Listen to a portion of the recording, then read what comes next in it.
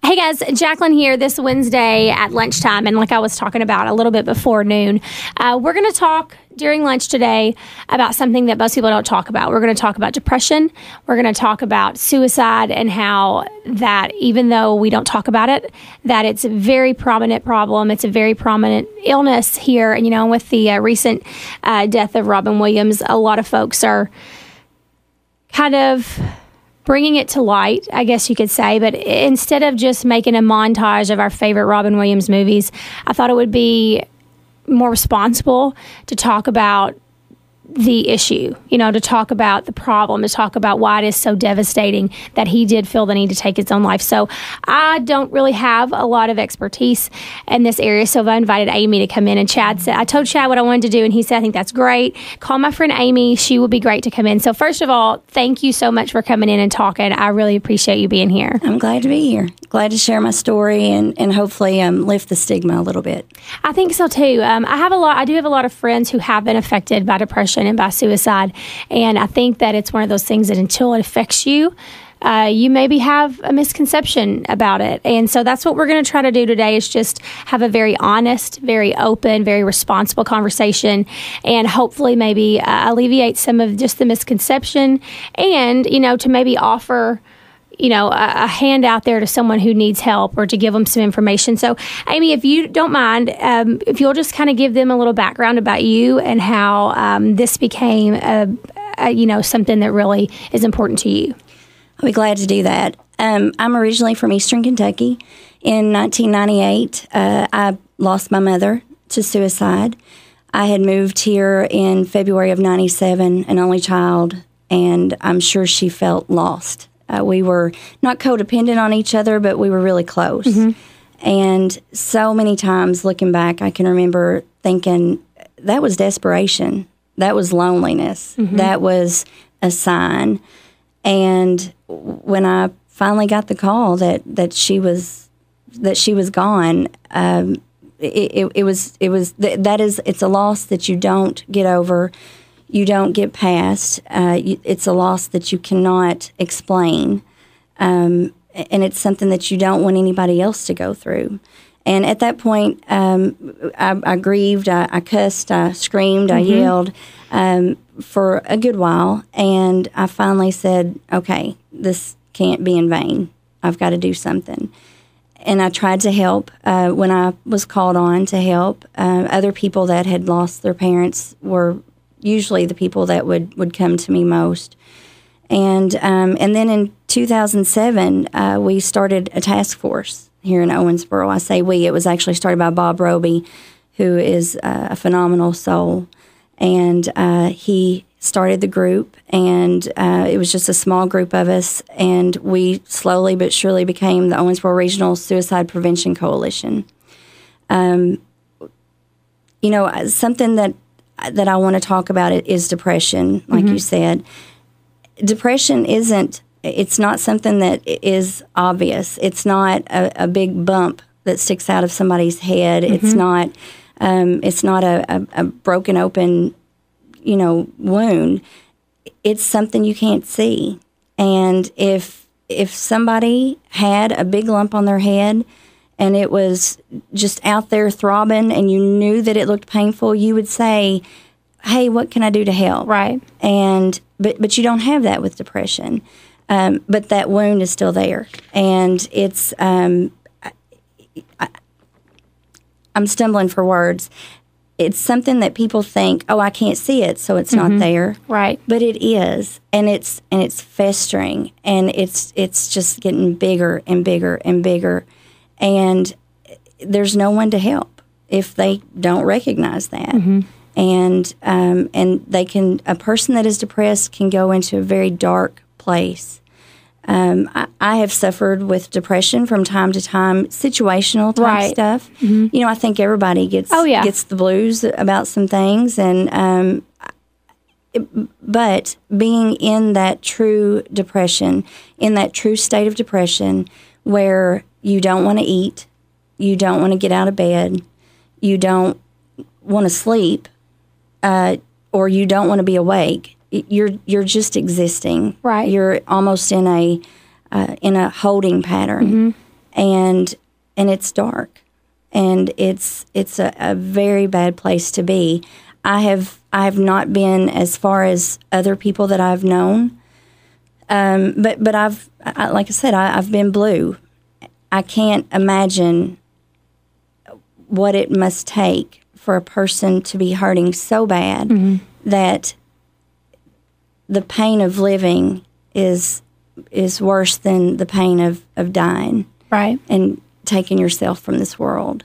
But that's what suicide is.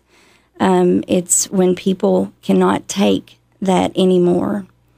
Yesterday, I noticed on Facebook, so many people were saying, right, "Oh, that was such a selfish act," or "I can't believe that." That here's this funny man made us laugh, right, and look at this. It's not selfish. It's desperation. Yeah, exactly. It's desperation at its peak, and there's our bodies. God made us to want to thrive. Right. We don't have to think about breathing. We don't have to think about eating or to get a drink of water. But when you are failing to thrive, then you're in the throes of depression.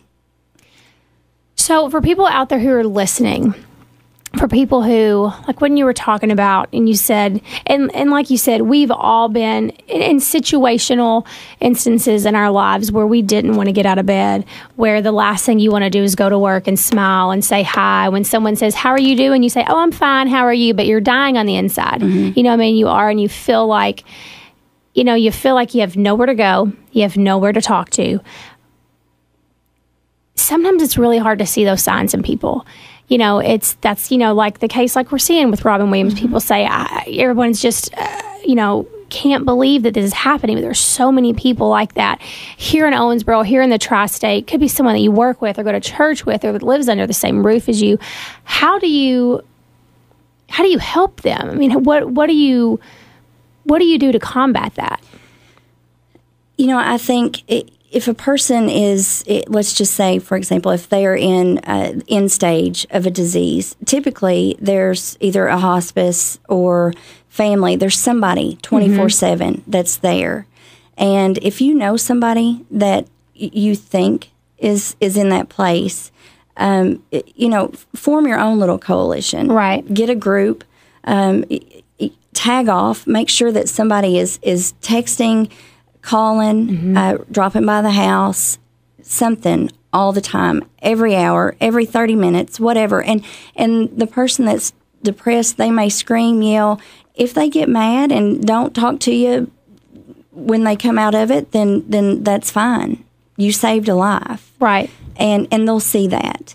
To me, that's the most important thing to do is to keep yourself accountable to those people. It's not possible in all situations to have somebody around all the time. Right. And I understand that. There's been situations that I've, with people and I've been concerned about that, or I've known someone that's gone through, where they stayed with somebody all the time, and then the few hours that they were gone, that person took their life. And that's when, you have to deal with that. But, taking the steps to be proactive and say, I know you're going through this. This is what I'm going to do. I'm bringing you a meal. You can eat it. You can set it out by the door.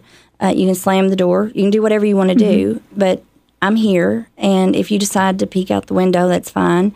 If you want to scream, yell, whatever, I'm here. So if, say people are listening and like I said, they're the ones who don't want to lift their head up. They're the ones who can barely put one foot in front of the other. Who can they call if they want to take a step to try to work their way out of this? I mean, what are some resources that they can take advantage of to try to get better? I have a 1-800 number. And sometimes the anonymous side of it, where you can call and that other person on the other line, they're not seeing you. Right. So that makes it a little bit easier. And the National Suicide Prevention Hotline is 1-800 888-273-TALK. In Owensboro, we have the Owensboro Area Crisis Center, and that number is 1-800-433-7291. And, a lot of times I've had people call and say, I have a niece or a nephew or a son or a daughter, and I feel like they are probably not safe. Mm-hmm. You can take them to the crisis center. There's places that you can go. Call these numbers. Find out where in your area where there is to take that person. But stay with them. Be diligent. Be hypervigilant. There's nothing wrong with that. Right. There's nothing bad that can come from being hypervigilant when it comes to suicide, depression, all of that. Thank you for coming in and talking about this, because like you and I were talking off the air, I think that depression and suicide are an issue that no one wants to talk about, that there's just a nasty stigma on, but the reality is it's a real sickness, it's an illness, and there are thousands and thousands of people in our own communities who are depressed and who are going through this, and there are families who are struggling. And you guys, the number again for the Owensboro Crisis Center is 1-800-433-7291. That's 1-800-433-7291. And if you're sad, if you're depressed, please know that there is someone who cares. There are so many people that care, and whatever you're going through may not be okay today. It may not be okay tomorrow. Heck, it may not be okay this year. But one day, if you just hang in there, it's going to be okay. Yeah. And whatever you're going through, it's going to get better. No matter how bad you think it is, it's going to be okay. And there's so many people out there that want to help. Definitely. Don't. Suicide is a permanent solution to a temporary problem. Mm-hmm. But when you're in the throes of depression, that's very hard to see. So I thank you for what you've done and being proactive and lifting the stigma.